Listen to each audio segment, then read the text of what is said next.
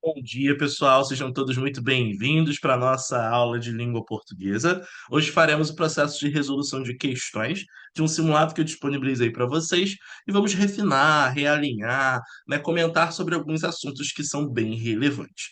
Quem fez esse simulado aí, o que vocês acharam? Fácil, médio ou difícil? O que vocês pensaram a respeito dele?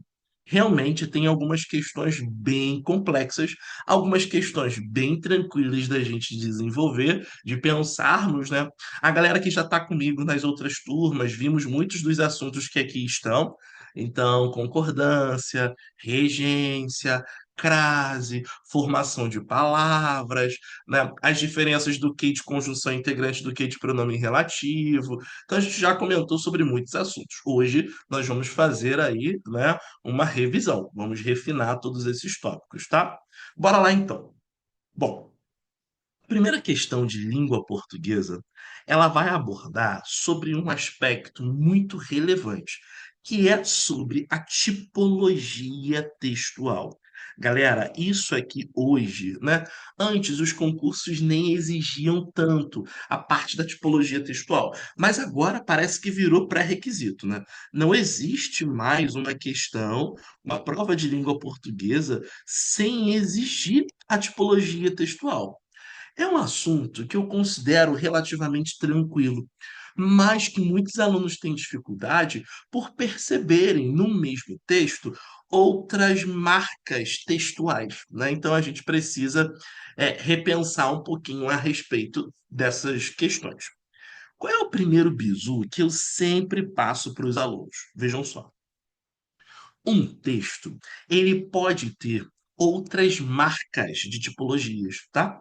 Um mesmo texto pode ter uma marca narrativa, uma marca descritiva, uma marca expositiva.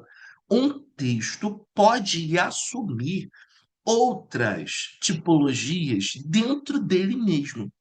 Só que o que vocês precisam refletir, pensar, é sempre aquilo que predomina, sempre o que é o objetivo central. Se vocês pararem para pensar, ó, peguem um exemplo aqui comigo, vamos lá. Quando eu olho para uma fábula, certo? A fábula, concordam comigo que em alguns momentos ela tem traços descritivos? Sim ou não? Vocês concordam que a fábula tem traços descritivos?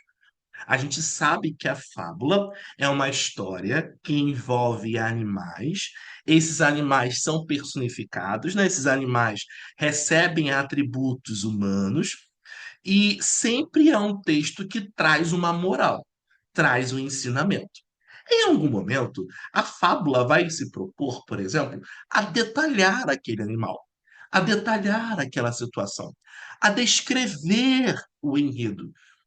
A fábula tem marcas descritivas. Só que o que você precisa sempre pensar é aquilo que predomina o texto. O texto é construído predominantemente por qual tipologia? O texto é construído com qual objetivo central? Seria descrever ou seria narrar? E quando você pensa no atributo da fala, você entra em consideração que o objetivo realmente é narrar. Então, ele é um texto de caráter narrativo, tá? Então, isso pode acontecer em algumas vezes com a gente. Dicas que eu sempre passo para os alunos que ajudam essa localização. Antes de vocês lerem propriamente o texto, sempre façam a leitura da relação bibliográfica.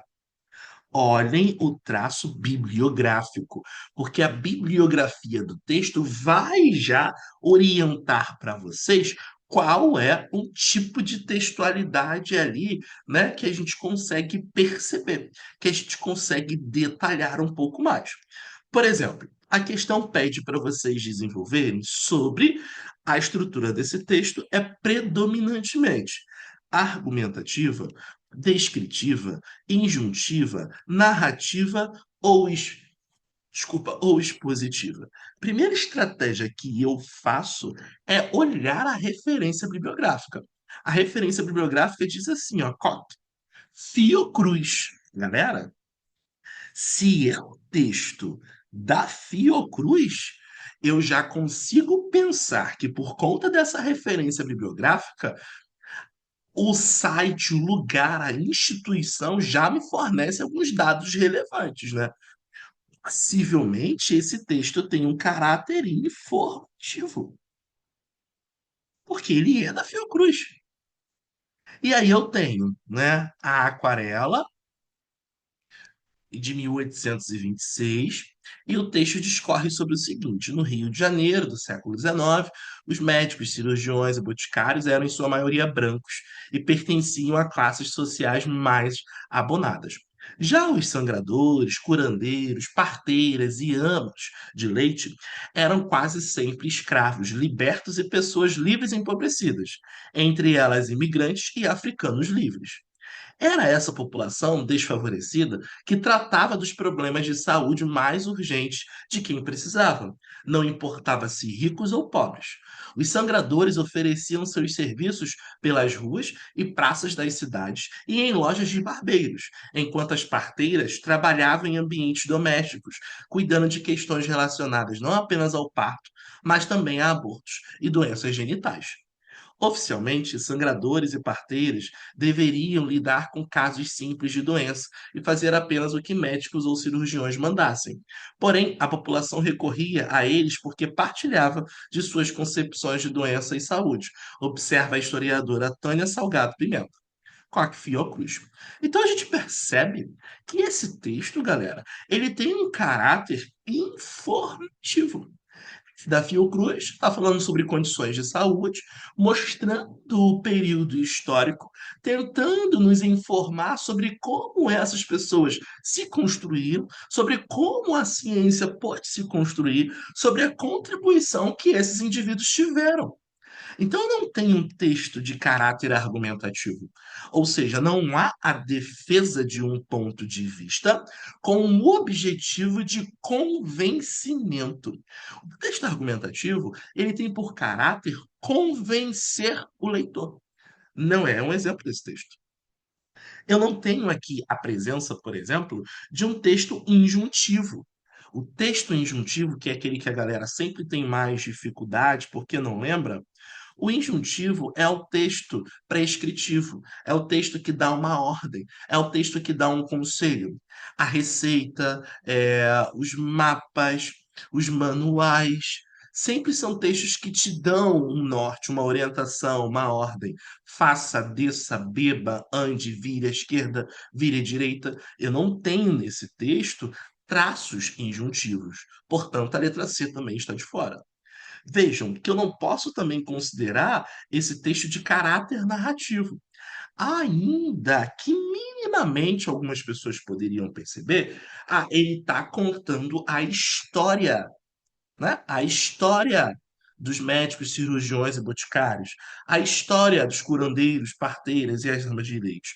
Mas olha só, o objetivo aqui não é contar a história, é usar essa história como estratégia de informação, é mostrar como isso surgiu, é trazer uma informação, um esclarecimento, uma ideia, é contribuir com o conhecimento. Isso não é atributo de textos narrativos. Portanto, nós ficamos então entre a letra B e a letra E. Quando eu tenho um texto de caráter descritivo, ele é muito minucioso. Ele tem a presença constante de adjetivos. Ele tem a presença constante de sequências enumerativas. Eu quero descrever, eu quero detalhar, eu quero minuciar. Isso aqui não está explícito. O meu objetivo é simplesmente expor.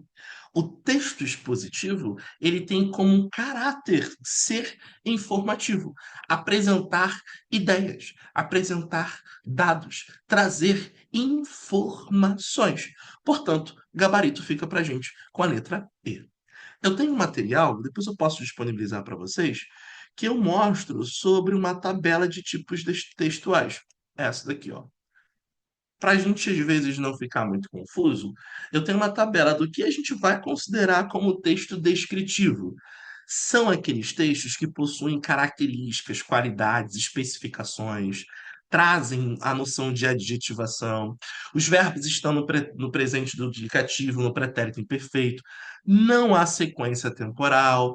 Faz uso de sensações, percepções visuais, auditivas, olfativas, gustativas, tácteis, porque é um texto de caráter descritivo. Então, quanto mais ele descreve, mais você consegue perceber o detalhe daquela informação. Quando você tem um texto narrativo, você tem um predomínio de ações. Há uma progressão temporal, início, meio, fim, há um clímax, há um tempo, há a presença de personagens. Isso você não consegue perceber naquele texto quando nós estamos trabalhando com textos dissertativos expositivos ou dissertativos argumentativos. No expositivo, o autor é o porta-voz de um dado, ou até mesmo de uma opinião. Nós temos verbos no presente, nós temos informação sobre determinado assunto.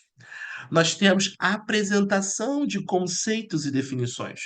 Podemos trabalhar com estatísticas, com citações, como o texto que nós acabamos de ler tem, enumerações, comparações, portanto, ele é de caráter positivo.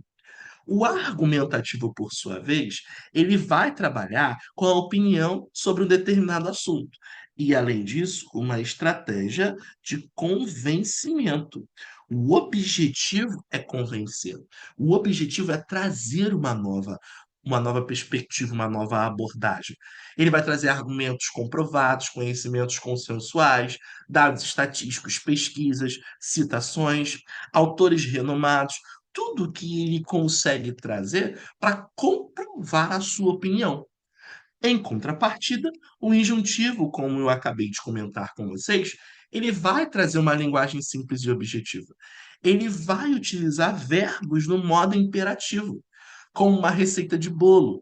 Misture todos os ingredientes. Como na bula de remédio, tome 2 cápsulas por dia. Como no manual de instruções, aperte a tecla amarela. Ou nas propagandas, vista essa camisa, vem para a caixa você também. Então, sempre nesses tipos de organizações. Deu para clarear, pessoal? Ajudou vocês aí no entendimento? Sim ou não? Foi?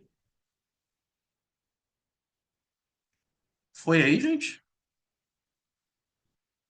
Beleza, beleza então. Cristina, manda essa mensagem para mim no meu WhatsApp, por favor, se você puder. Tá assim que terminar, eu dou uma olhadinha lá, tá bom?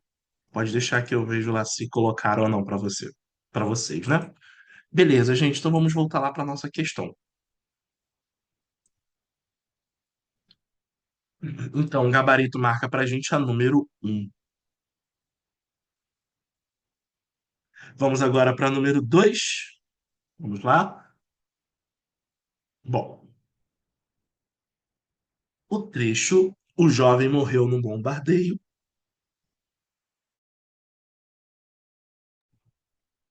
O jovem morreu no bombardeio, mas no pequeno coração do cachorro não morreu a esperança. Ó, nós comentamos, né, sobre esse tipo de assunto na aula de ontem, né, na nossa colônia de férias de ontem. Essa tabela não está na plataforma, não, pessoal. Não coloquei lá, não, tá? Vou colocar hoje porque, já que eu comentei hoje, já vou inserir lá, tá bom? Número 2. Então, o jovem morreu no bombardeio, mas no pequeno coração do cachorro não morreu a esperança. Pode ser reescrito da seguinte forma, sem perda de sentido. Quando a gente trabalha com essas questões de reescrita, nós temos um tópico muito importante, a reescrita, inclusive nas provas que vocês vão fazer agora, né? Essas provas mais recentes, vocês vão encontrar na proposta da reescrita o trabalho com a conjunção, o assunto que nós estudamos ontem. E ontem foi muito bacana, né, gente? Foi bem legal. Discutimos muito sobre esse tipo de assunto. O que que vocês precisam fazer? Localizar a conjunção do enunciado, o jovem morreu no bombardeio, mas, opa, essa foi a minha conjunção. A banca quer que você reescreva sem perda de sentido. Então, eu tenho que usar aquela conjunção de uma forma equivalente. Qual a conjunção que não vai mudar o sentido? Letra A. Como o jovem morreu no bombardeio, no pequeno coração do cachorro não morreu a esperança.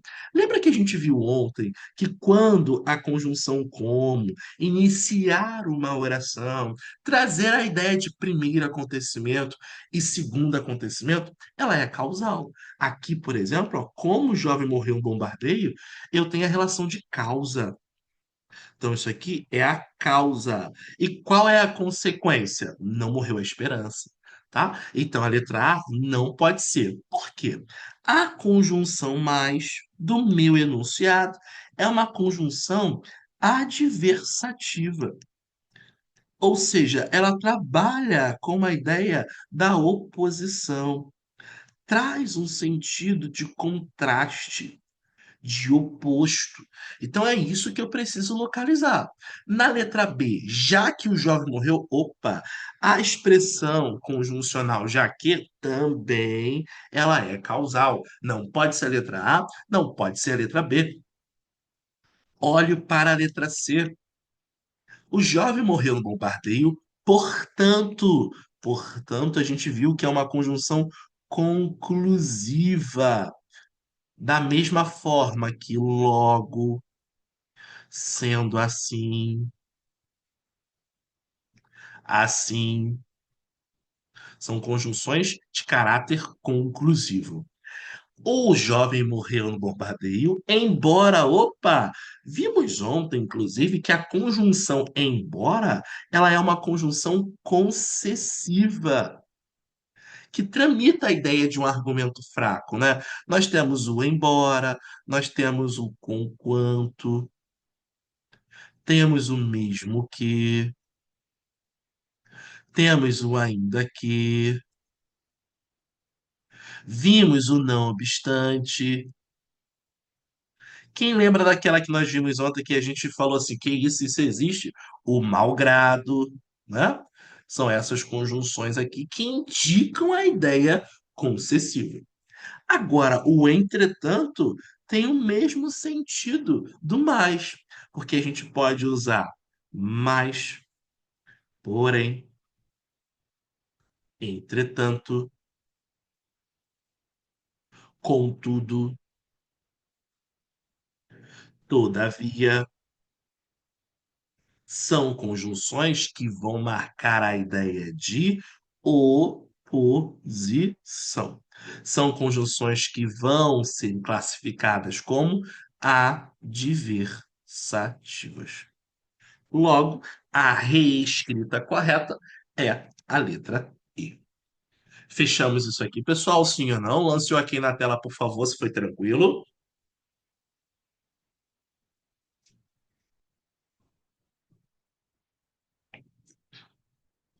Beleza. Questão de número 3.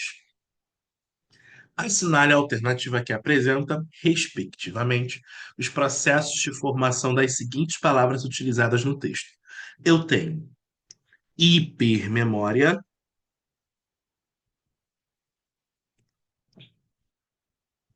e eu tenho esclarecedora. Qual é o tipo de formação de palavras aqui? Lança o gabarito na tela para mim, por gentileza. Eu tenho hipermemória e esclarecedora. Qual é o gabarito? É uma derivação prefixal, uma derivação parassintética, derivação sufixal com posição por justaposição. Como que fica aqui a nossa resposta? Vejam só, olha só. Quando a gente tem hipermemória, hiper a gente vai encontrar aqui com uma relação prefixal. Minha palavra base é a memória, então a minha derivação aqui ela é prefixal. Agora, né? A gente precisa entender que isso aqui é um prefixo, tá, pessoal? Hiper, mega, vice, pan, tudo isso é prefixo. Quando eu olho para a palavra esclarecedora, a minha palavra base aqui é esclarecer, porque a base é do verbo. Eu não estou falando de claro, Veja a diferença de quando eu falo qual é a relação de claro para esclarecedora. Não bate. Agora, qual é a relação de esclarecer para esclarecedora? Aí sim. Então, aqui a minha palavra base é esclarecer. Essa é a minha base. Esse é o meu verbo. O que eu acrescentei foi a relação sufixal. Então, o gabarito marca para mim a letra B. Tem que ter muito cuidado com isso, tá? Então, quando a gente vai falar de esclarecedora, o que é base é esclarecer. Você não pode pensar que o base aqui é claro, porque qual é a relação de claro com esclarecedora, sabe? Mais próxima de significação. Então você vai pensar no verbo em si. Esclarecer, esclarecedora. Aí sim você tem uma relação sufixal, tá? Pode explicar com um exemplo a letra C. Tá. O que que acontece aqui no processo das derivações que nós temos? Quando a gente tem uma derivação prefixal e sufixal, você vai acrescentar os dois, tanto o prefixo quanto o sufixo. Eu tenho, por exemplo, deslealdade e eu tenho inutilidade.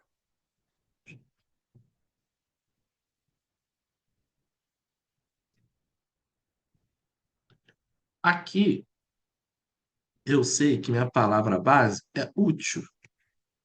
Eu acrescentei o prefixo e acrescentei o sufixo. E aí eu posso formar inútil e eu posso formar utilidade.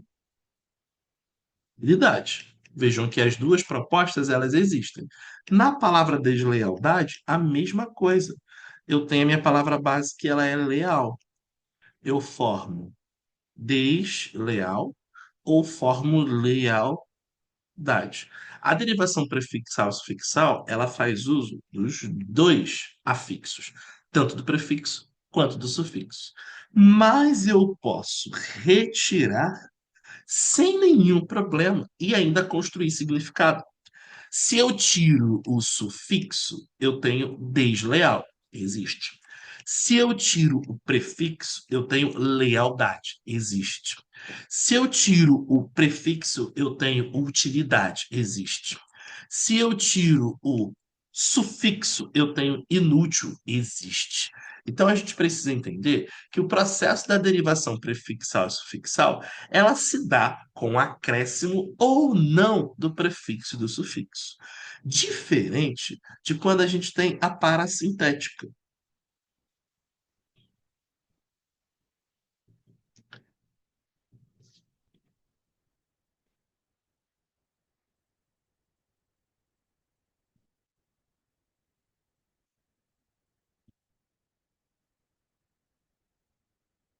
Na parassintética, você vai encontrar a palavra base. Engordar vem de gordo. Envelhecer vem de velho. Você vai ter aqui a relação prefixal, olha o seu prefixo, em, e você vai ter o sufixo. Envelhecer, prefixo, e você vai ter também o sufixo. Qual é a diferença da prefixal sufixal com a parassintética? Na prefixal sufixal, você pode retirar um dos afixos. Então, você pode tirar o prefixo ou sufixo, que ainda você vai ter significado. Na parassintética, não. Se eu tiro o prefixo, eu tenho gordar, não existe. Se eu tiro o sufixo, eu tenho engorde, não existe. Se eu tiro o prefixo, eu tenho envelhecer, não existe. Se eu tenho o sufixo, se eu tiro o sufixo, eu vou ter em velho. Não existe. Ou seja, o acréscimo é simultâneo. Você não pode retirar o prefixo e não pode retirar o sufixo. Eles têm que estar juntos. Eles precisam estar juntos, tá? Solange geralmente vão formar verbos sim, tá? Em sua maioria são verbos. Bom, então essa é a diferença. Na prefixal, sufixal, você pode tirar um, pode tirar o outro, você vai ainda ter sentido. Na parassintética, não, você precisa que os dois estejam juntos. Agora, quando a gente trabalha com a noção de composição, você não vai trabalhar com prefixo nem com sufixo. Você vai trabalhar com radicais. Você trabalha com a junção de palavras. E aí você tem a justaposição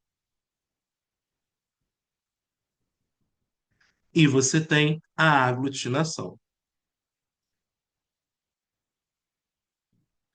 Quando você trabalha com a justaposição, você vai encontrar palavras que se juntam e não tem nenhuma perda.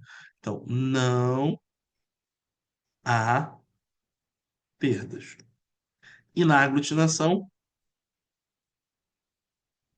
há perdas. Então, quando eu tenho, deixa eu apagar aqui esse lado. Guarda-sol, eu tenho guarda-sol. Manda-chuva, eu tenho manda-chuva. Perceba que eu não tive nenhuma perda na junção dessas palavras. Por isso que é um processo de formação por justaposição. Quando você encontra a aglutinação, você tem hidrelétrica, embora você tem alvinegro, você teria hidro mais elétrica. Você teria em boa hora. Você teria alvo mais negro. Então, o que que acontece aqui nesse caso? Você acaba tendo uma perda grafêmica ou fonêmica, ou as duas formas, né? Porque aqui você perde uma letrinha para formar hidrelétrica, você perde muitas letras para formar embora, você perde uma letrinha para formar alvinegro. Isso é uma composição por justaposição. O que que a banca faz com vocês? Alerta de questão, por favor, anotem. Então, vice, pós, super, hiper, mega, circum, enfim. Essas daqui, ex, vou colocar ex aqui também, que sempre cai. Ex. Isso são prefixos.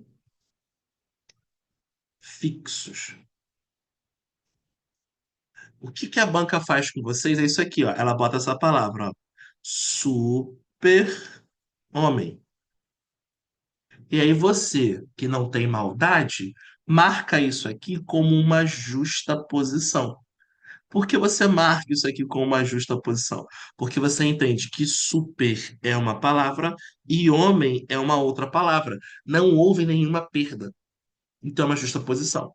Só que, na verdade, o pulo do gato está aqui. Super não é palavra, não é radical. Super é um prefixo. Então, isso aqui não é uma justa posição. É uma derivação prefixal. Tá? Então precisam ter bastante cuidado com isso.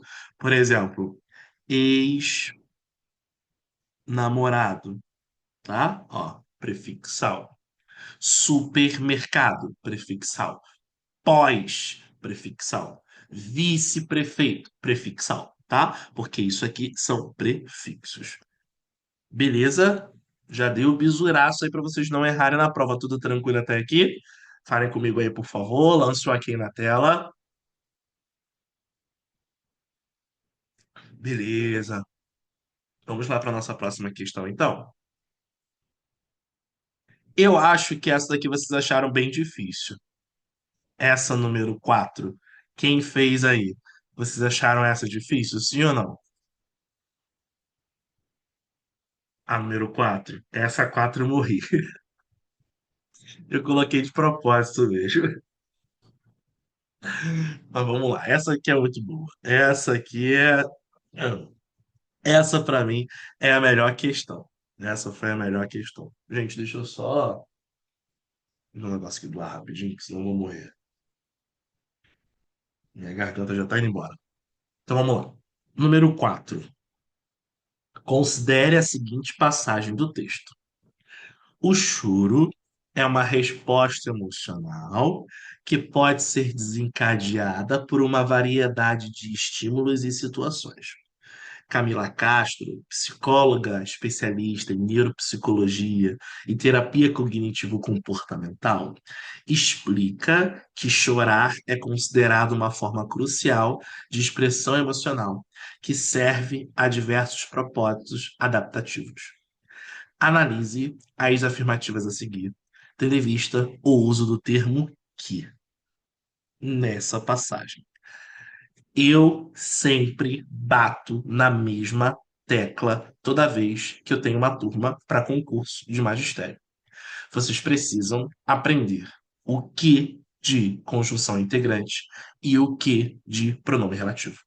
Se não conseguirem desenvolver a capacidade de diferenciar um dos dois, vão errar as questões.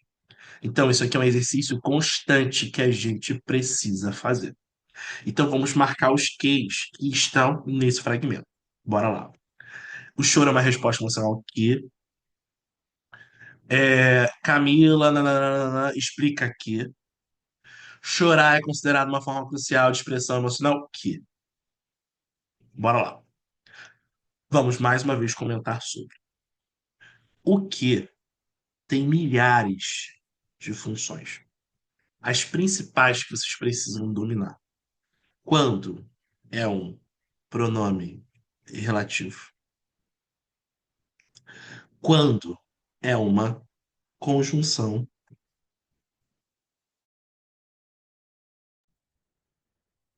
Conjunção subordinativa integrante.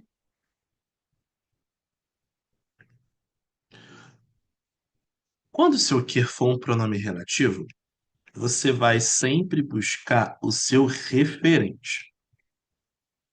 O seu referente, ele vai ser o seu antecedente. Sempre que você conseguir substituir este que por o qual,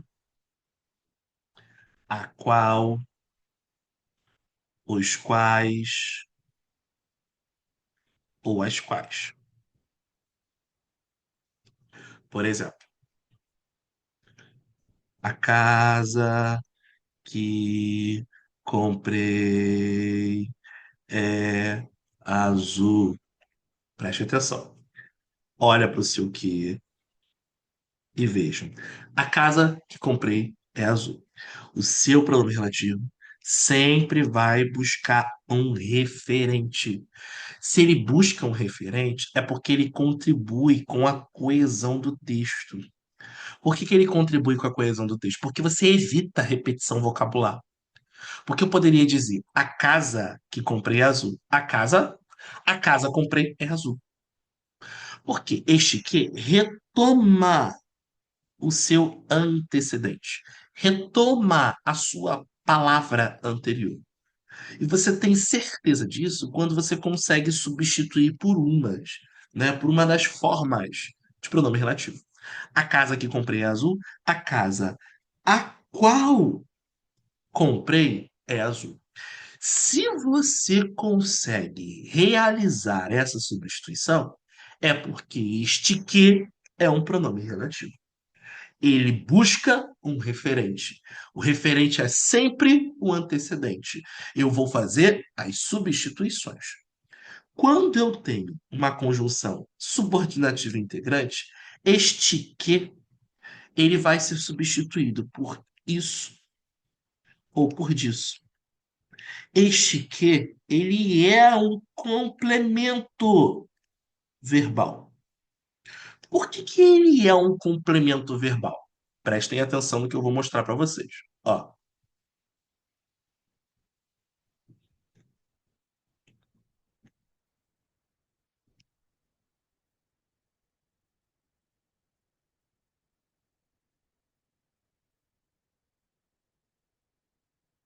horrível, né? Ficou isso aqui. Deixa eu apagar. Ele disse que a escola precisa de reformas. Cadê o quê? Ele está aqui. Tem como eu dizer que este que é um pronome relativo? Tem como eu dizer que este que é um pronome relativo? Substitui para ver. Ele disse que a escola precisa de reformas. O pronome relativo sempre busca um antecedente. Ele disse o qual a escola precisa de reformas. Ele disse a qual a escola precisa de reformas. Tem sentido? Retoma algum referente? Busca uma informação anterior? Não. Então não posso dizer que este que é um pronome relativo. O que eu posso dizer? Ele disse que a escola precisa de reformas. Toda vez que você tiver um que e você conseguir substituir por isso ou por disso, é porque este que é uma conjunção integrante. Você vai falar o seguinte: ele disse que a escola precisa de reformas. Ele disse isso. Ele disse isso. Ele afirmou isso. A escola afirmou isso. Mais um exemplo. Tenho certeza de que vocês serão aprovados. A banca vai lá e marca ele aqui, ó. Tenho certeza de que vocês serão aprovados. Tenho certeza disso. Disso eu tenho certeza. Ele vai ser complemento verbal, ele vai ser complemento nominal, ele vai completar. É isso que você tem que perceber. Tenho certeza. Quem tem certeza de quê? Disso. Ele diz, quem diz, diz algo. Diz o quê? Isso. O que vai funcionar como conjunção subordinativa integrante quando ele puder ser substituído por isso ou por disso. Ele vai completar um verbo ou vai completar a ideia de um nome. Você vai ter o que enquanto um pronome relativo quando ele for um referente, um antecedente, ele buscar o anterior, ele buscar o antecedente. E você vai poder substituir por o qual, a qual, os quais ou as quais. É quando você consegue substituir toda a frase. Tenho certeza de que vocês serão aprovados. Tenho certeza disso. Ele disse que a escola precisa de reformas. Ele disse isso, tá? Essa oração vai ser introduzida pelo quê? Pela conjunção subordinativa integrante. Caminhando, gente, sim ou não? Anotem aí, falem comigo, por favor, para a gente começar a fazer as questões lá e perceber. Beleza? Beleza? Tranquilo. Então vamos lá. Antes de olhar ali as alternativas, eu quero que a gente faça a análise, né? Vamos fazer a análise. E aí vocês vão dizendo para mim, tá? Eu vou marcar e aí vocês vão escrever aí no chat se é PR ou se é a conjunção integrante. CI. Nós temos três passagens do que? Ó, vamos lá. O choro é uma resposta emocional que pode ser desencadeada por uma variação de estímulos e situações. Este que, o primeiro, é um pronome relativo ou é uma conjunção integrante? Coloque na tela, por favor. Ó, O choro é uma resposta emocional. Quando eu encontro um pronome relativo, ele sempre vai lidar com o meu antecedente. Então eu faço a substituição. Ó, o choro é uma resposta emocional, a qual pode ser desencadeada por uma variedade de estímulos e situações. Então, este que aqui, ele é um pronome relativo. Então, o primeiro que é um pronome relativo. Ah, professor, por que que ele não pode ser conjunção integrante? Faz a substituição. O choro é uma resposta emocional. Isso. O choro é uma resposta emocional. Disso não tem sentido. Não bate. Vamos olhar o segundo que. Camila Castro, psicóloga especialista em neuropsicologia e terapia cognitivo-comportamental, explica que chorar é considerado uma forma crucial de expressão. Explica que chorar é este segundo que, coloquem na tela para mim, por favor, é pronome relativo ou uma conjunção integrante? Quando eu olho para cá, eu não posso considerar este que um pronome relativo, porque explica a qual, explica o qual, vejam que não há referente que ela faz busca. Então, o que que acontece? Explica isso. O que que ela explica? Que chorar é considerado uma forma crucial de expressão emocional. Perceba que toda essa oração completa o sentido do verbo explicar. Então, o segundo caso é uma conjunção integrante. Vamos olhar o terceiro caso. O que que no terceiro caso nós temos? Bora lá.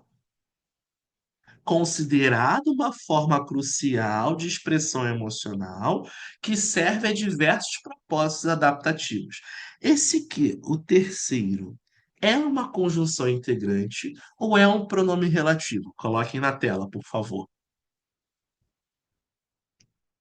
Nós estamos aqui, ó, considerado uma forma crucial de expressão emocional, isso, ou considerado uma forma crucial de expressão emocional, a qual serve a diversos propósitos. Vocês vão perceber que esse termo retoma o seu antecedente, retoma a informação anterior. Então, o terceiro é um pronome relativo. Agora, deu para vocês conseguirem compreender? Conseguiram compreender melhor assim? Eu estou indo bem devagar, porque eu sei que é complexo, eu preciso, né, fazer com que vocês compreendam. Foi? Beleza? Eu sei que isso aqui é pedra no caminho de muita gente, né? Então, bora lá. Número um, vamos agora observar e vamos estudar o que que a banca quis comentar e desenvolver sobre isso. O termo que, em resposta emocional, que pode ser esse primeiro, então, é um elemento de coesão, já que se refere ao termo resposta emocional, usado anteriormente. Sim, né? É um elemento de coesão. Ele retoma, ele evita repetição, né? Isso aqui está tudo certo. Então, o número um está corretíssimo. Dois, o termo que em explica que chorar, como conjunção e elemento de coesão, insere na passagem o complemento oracional do verbo explica. Ele é conjunção e é elemento de coesão. O que vocês precisam entender? Podem anotar em qualquer cantinho dessa folha. Toda conjunção é elemento de coesão, porque as conjunções servem para garantir coesão. Servem para evitar repetição, servem para dar progressividade ao texto, progressão textual, sequência lógica. Toda conjunção é elemento de coesão. E nesse caso, ele é uma conjunção. Que tipo de conjunção que a gente viu?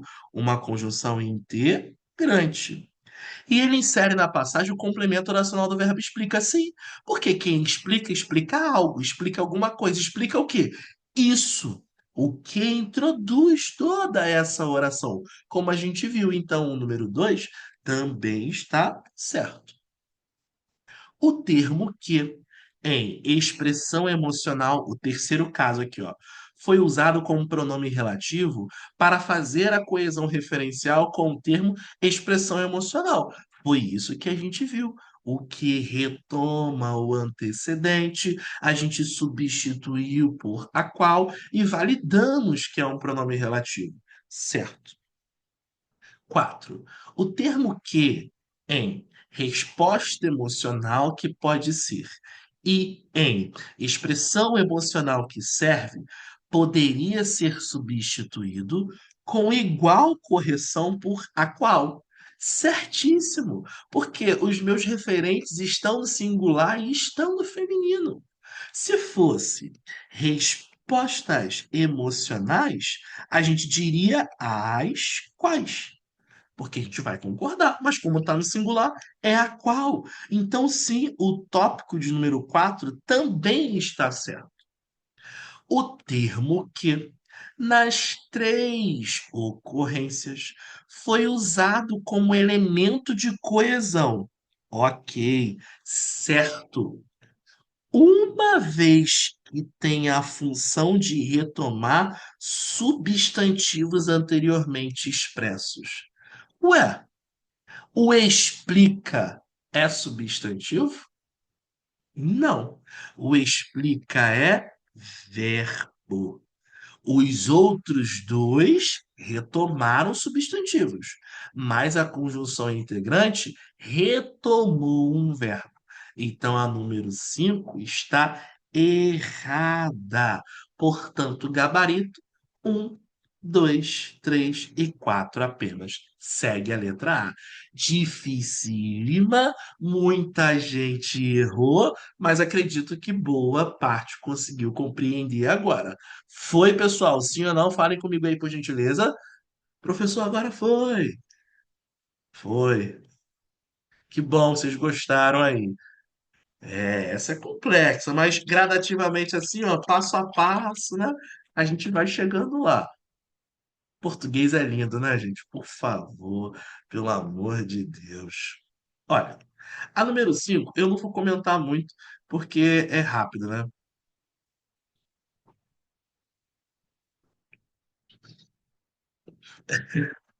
Vocês dessa mania de falarem que quando eu explico fica fácil, né? É, Ana, toda conjunção é elemento de coesão. Seja integrante, seja proporcional, seja causal, final, consecutiva, temporal, adversativa, alternativa, aditiva, toda conjunção é elemento de coesão, tá? Socorro, Deus, mas foi. Ele oferece. Você vai fazer o que no dia 2 de fevereiro? Eu posso te levar para fazer a prova comigo? Vocês são demais, gente. Eu geralmente faço as provas, tá? Geralmente eu faço algumas provas.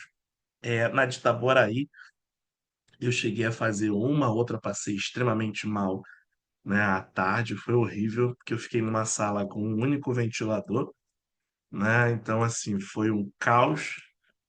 Foi terrível. Eu não gosto nem de lembrar, porque eu acho que naquele dia ali eu iria conhecer o céu, né? Ou o inferno, não sei. Passei muito mal. Mas geralmente eu faço as provas. Eu fiz a prova de Saquarema, fiz a prova de Itaboraí, fiz a prova de. Talvez eu faça Magé, faça Tanguá. Eu faço as provas porque eu acho bacana, tá? Acho bacana para fazer para gente conhecer como funciona a banca. Assim, não sou aquela pessoa de exemplo, de atualidade, de legislação municipal. Eu faço a prova para minha parte, assim, né? Faz parte. Eu gosto, eu faço mesmo para conhecer mesmo as bancas. Quando é uma banca que eu já conheço, eu já às vezes nem faço, mas quando ela é nova, eu faço assim para gente visualizar. É bacana, é bacana. Número 5. Ainda sobre o trecho, ele oferece uma estrutura temporal para a nossa biologia funcionar efetivamente. A correta transitividade do termo destacado é. Então vamos lá. O que que acontece aqui nessa proposta? Quem oferece, oferece algo a alguém, para alguém, para quê? Esse caso aqui, a gente tem um verbo que ele é bitransitivo, tá? A banca determinou como bitransitivo. Para a nossa biologia funcionar efetivamente, é para que se oferece. Uma estrutura temporal é o que se oferece, tá? A gente já comentou muito sobre esse assunto. É um verbo transitivo direto e indireto, segundo a banca, marcou aí o gabarito, a letra A.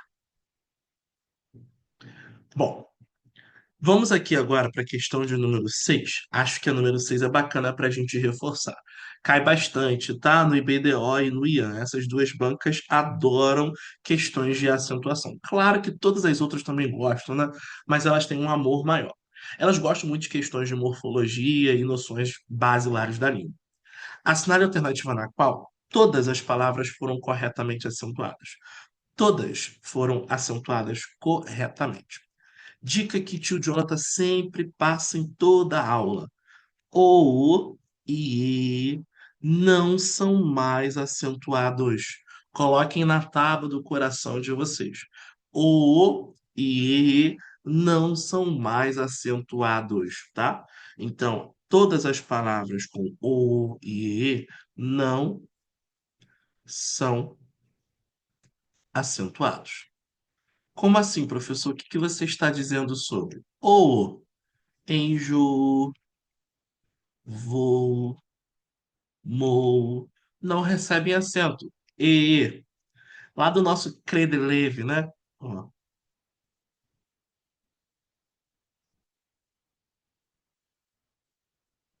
os verbos creem, deem, leem, veem. Só lembrar aí do credeleve.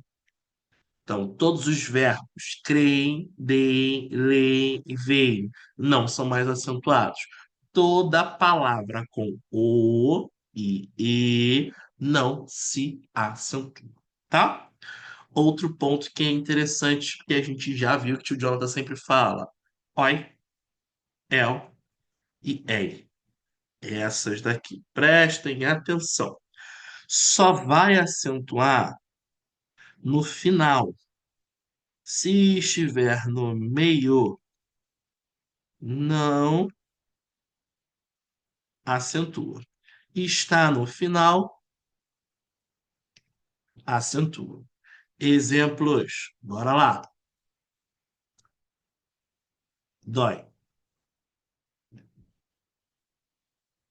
Herói. Céu. Geleia. Asteroide. Dói. Oi, el e ei. No final, acentua. No meio, não acentua. Onde que está o oi? No final da palavra, acentua. Herói, no final da palavra, acentua. Céu, no final da palavra, acentua. Geleia, geleia.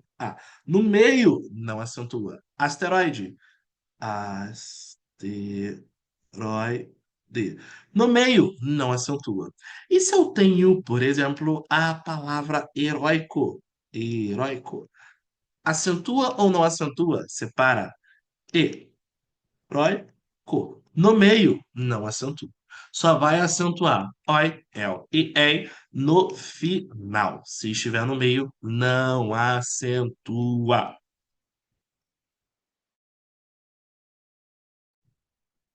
Esse é um bizu clássico para não ter que dizer para vocês que todas as monossílabas e todas as oxítonas terminadas em ditongo são acentuadas. Mas todas as paroxítonas com ditongos abertos no meio não são acentuadas. Então, oi, el e é. Tá no final, acentua. Tá no meio, não acentua. Só pode acentuar se estiver no final. tá? No final mesmo. Se não estiver no final, não vai receber assim.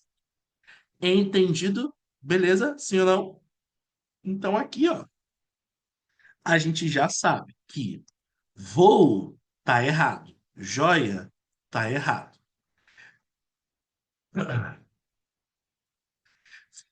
Fênix, feiura, saída. Feiura não se acentua mais. Anotem aí, ó. Feiura e bocaiúva. E boiúva também não se acentuam mais, tá? Abençoo, o não tem mais acento. Geleia, acento no meio, ó, de tombo no meio, não se acentua. Olha para a letra E, fiéis, acentua. Armazém, acentua. E tênue, acentua normalzinho. Gabarito marca pra gente a letra E. Questão de número 7. Assinale, e saiu assinale, assinale, né, gente? Assinale a classificação correta da oração abaixo. Isso aqui, o que deve ter tido de gente que surtou, porque eles olham uma questão de oração subordinada e passam mal, né? Caem em desespero, querem morrer, batem cabeça, detestam língua portuguesa, para que isso? Claro. Eu não vou falar de oração subordinada aqui porque é uma aula enorme. E digo mais, tá? É uma das mais fáceis. Para mim, é a mais fácil. A galera acha muito complexo, mas eu acho a parte de língua portuguesa do período composto muito tranquilo e muito bom de se trabalhar, tá? É um conteúdo muito bacana, muito maravilhoso. Muito bisurado também, muito bom.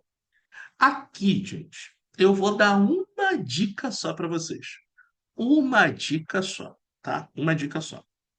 Vamos analisar essas duas orações. Temos fé de que o time brasileiro ganhe o jogo hoje. Temos duas orações. Temos fé e de que o time brasileiro ganhe o jogo hoje. Eu vou começar a falar uma coisa com vocês, para já eliminarmos duas alternativas de cara. Objeto direto e objeto indireto, nós chamamos de complementos verbais, certo? Objeto direto e objeto indireto chamamos de complementos verbais. Olha para a letra D e olha para a letra E. Agora você vai fazer o seguinte comigo. Temos fé de que o time brasileiro ganhe o jogo hoje. De que o time brasileiro ganhe o jogo hoje é a minha fé. Concordam comigo? De que o time brasileiro ganhe o jogo hoje é a minha fé. É a fé que eu tenho. E aí eu vou te perguntar.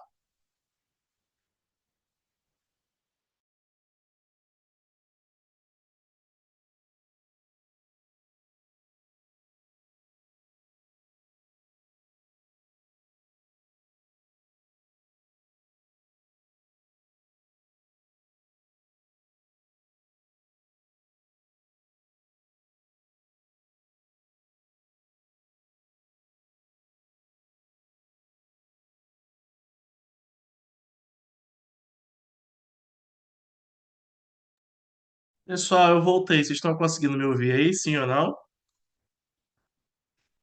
Sim?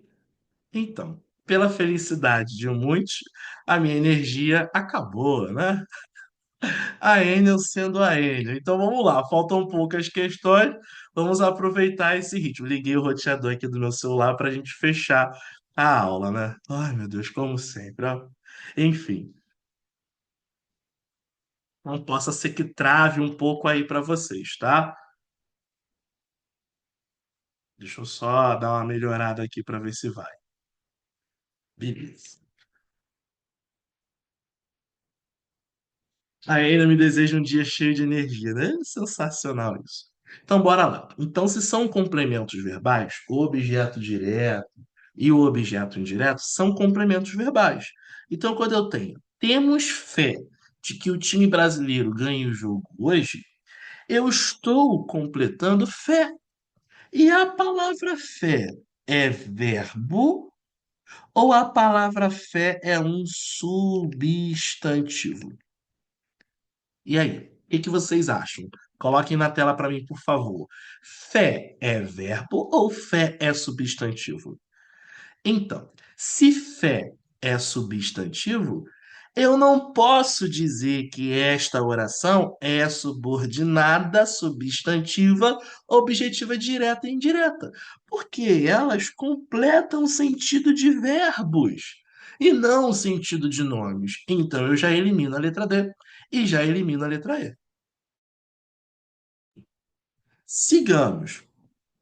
Para eu chamar de subjetiva, é porque essa oração faz função sintática de sujeito. Tem que ter um sujeito nessa oração. Só que o que acontece? Você só pode chamar essa oração aqui de subjetiva se você não tiver sujeito na oração principal. Temos fé. Quem tem fé? Nós. Nós temos fé. Então, se você tem sujeito nessa oração, na outra você não tem. Então, não pode ser a letra A. A letra A também está fora, porque o sujeito está na outra oração. E por que que não pode ser predicativa? Anotem na tábua do coração de vocês.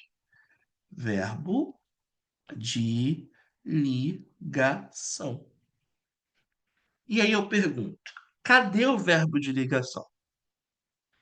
Onde está o verbo de ligação? Você tem? Você tem verbo de ligação? Não tem.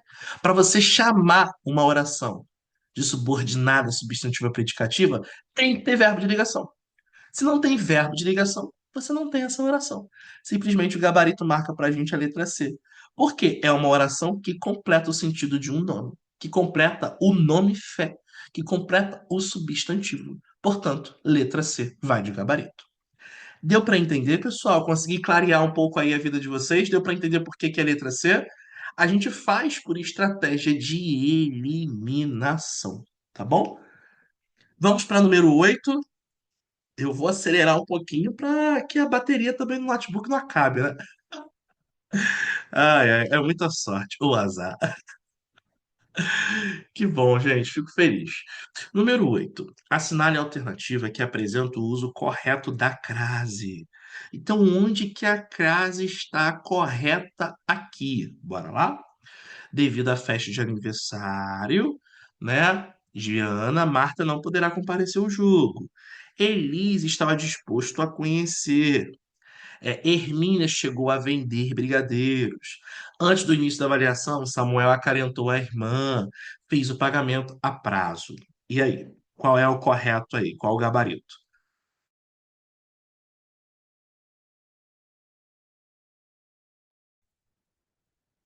Essa é uma questão bem, bem de boa.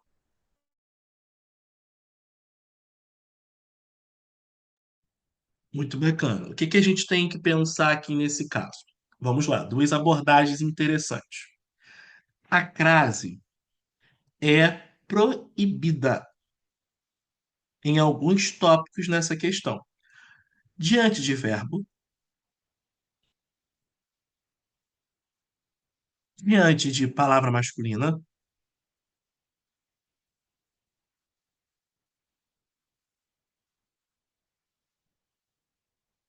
Então, eu já vou eliminar a letra B. Elise estava disposta a conhecer crase diante de verbo em hipótese alguma. Letra B errada.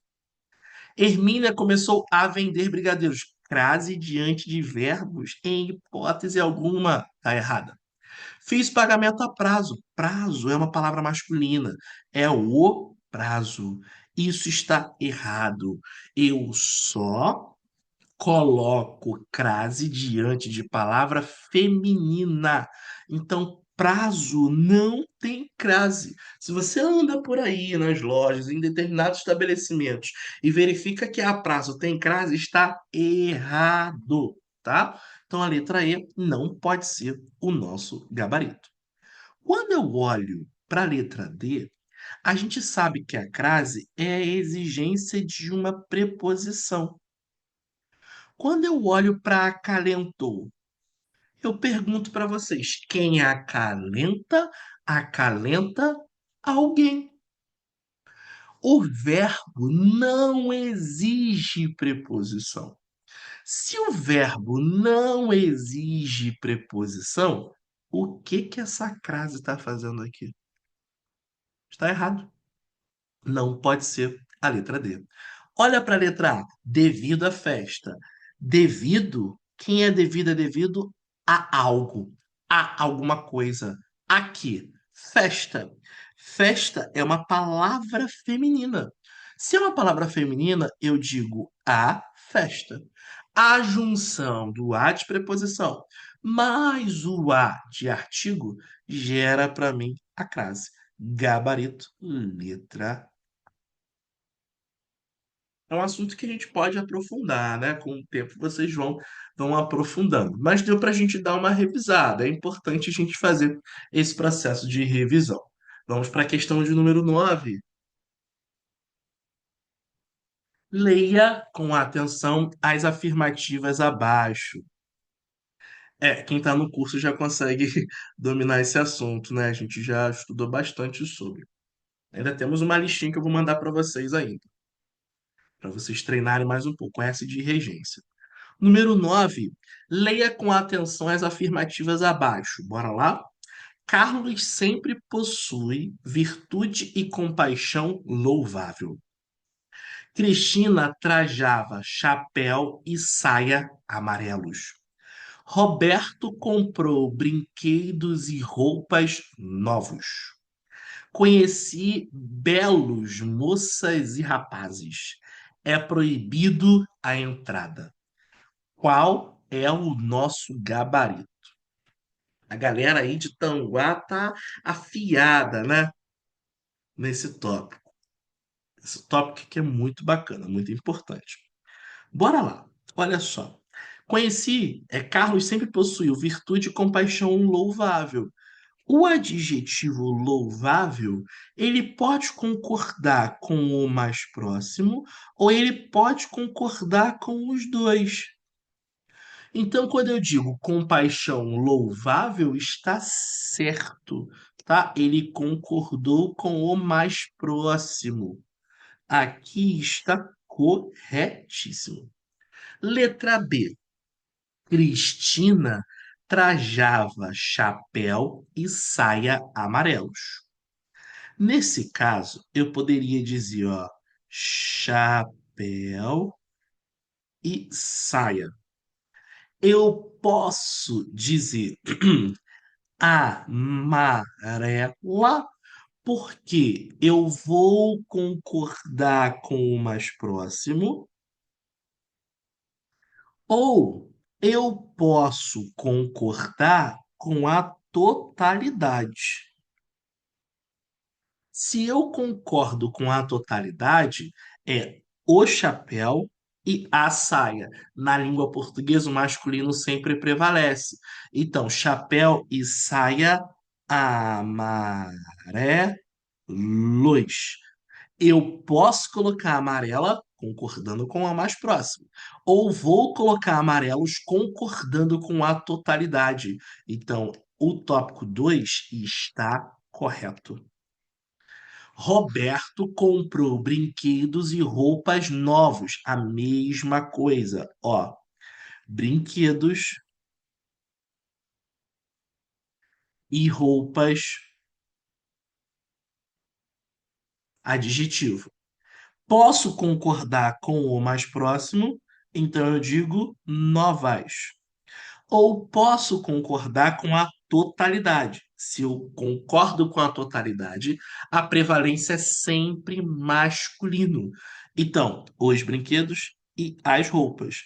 Prevalência do masculino, brinquedos e roupas novos. Então, o 3 também está certo. Número 4. Conheci belos moças e rapazes. Agora, não sei se vocês vão perceber. Claro que vocês vão perceber, né? Óbvio. O adjetivo, ele tá antes dos substantivos. Aqui o adjetivo tá depois.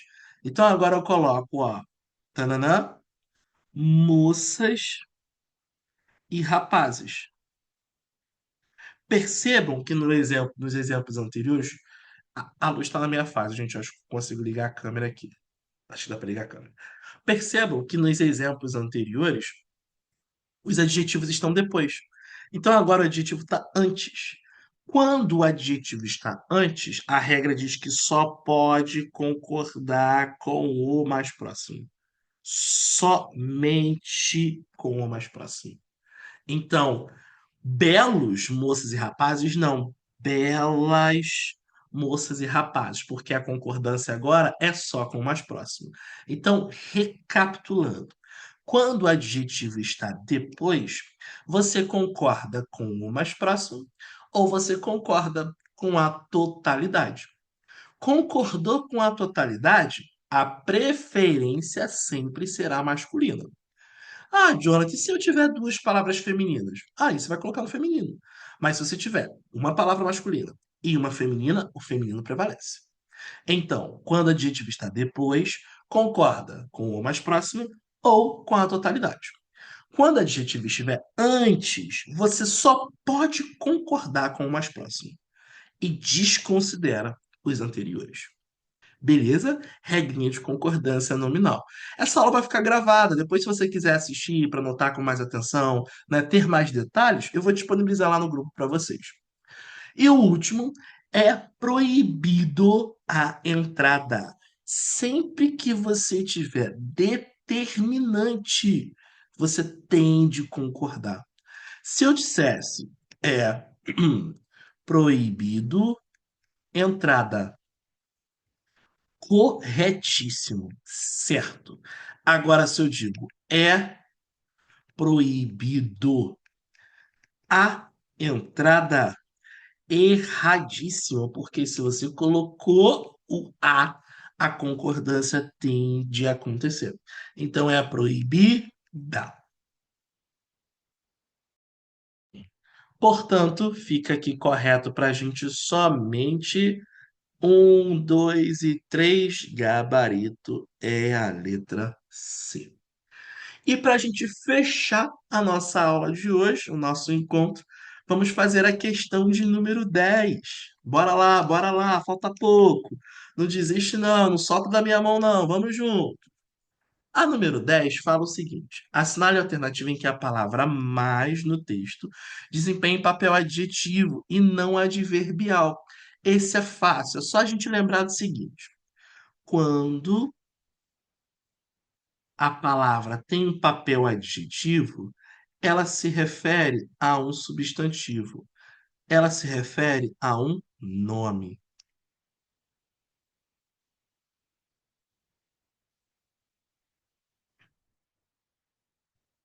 tá?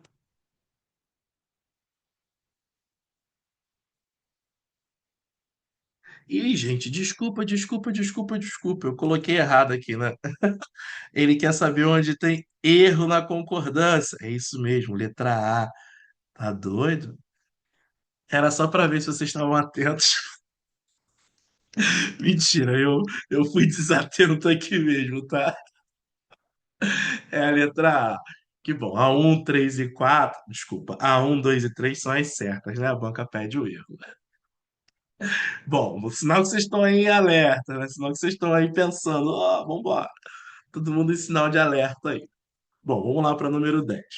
Então, o adjetivo, o que que acontece? O adjetivo faz referência ao nome, né? Ele vai fazer sempre referência ao nome. O advérbio é o oposto. O advérbio, ele vai se referir a um adjetivo ou a um verbo ou a um advérbio. Então é isso aqui que vocês vão precisar levar para diferenciar. O que que a banca quer? onde tem uma alternativa em que o mais é adjetivo, tem papel adjetivo e não adverbial. Então, se esse mais se refere a um adjetivo, ele é advérbio. Se refere a um verbo, ele é advérbio. Se faz referência ao próprio advérbio, ele é advérbio. Para você ter um papel adjetivo, este adjetivo tem que fazer referência a um nome, a um substantivo, por exemplo. Qual é o nosso gabarito? Qual que vocês vão marcar aí? Vou fazer uma, só para vocês perceberem como é que é. Letra E. Bora lá. Ó, gerações mais antigas. O mais faz referência aqui, antigas. Antigas é um adjetivo. Então, se eu tenho uma palavra que se refere a um adjetivo, ele é chamado de advérbio. Então, a letra E não pode ser. É isso que a banca quer que vocês observem. Estão percebendo isso? Ó, letra B, salários mais semelhantes. Mais semelhantes. Semelhante é um adjetivo. Essa palavra que se refere a um adjetivo, ó, fez referência ao adjetivo, é um advérbio. Então aqui também não pode ser, porque eu tenho um advérbio. Trabalhadores mais velhos. O mais faz referência a velhos. E velhos também é um adjetivo. Se eu tenho um termo que se refere a um adjetivo, esse termo é um advérbio. Reduza ainda mais. Reduza mais. Está fazendo referência a um verbo. Mais ainda, está fazendo referência a um outro advérbio. Então, aqui eu tenho também uma relação adverbial. Diferente da letra C, que eu tenho, ó, por mais tempo. Mais o que? Para garantir mais o que? Mais tempo. Tempo é um substantivo. Advérbio se refere a um adjetivo, a um verbo ou a um próprio advérbio. Então, esse mais não pode ser um advérbio.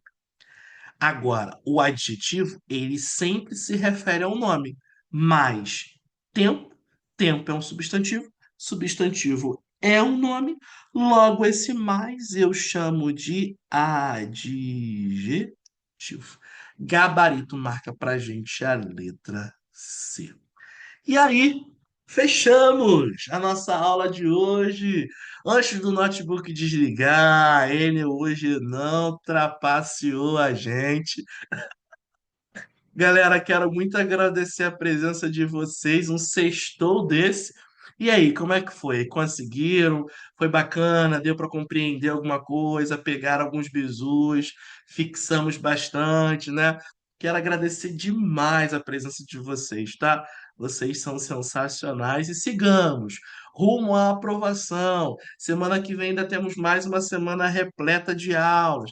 Teremos mais um pouquinho de colônia de férias, né? Aguardo vocês. Vamos embora. Concurso tá chegando, falta pouco, tá?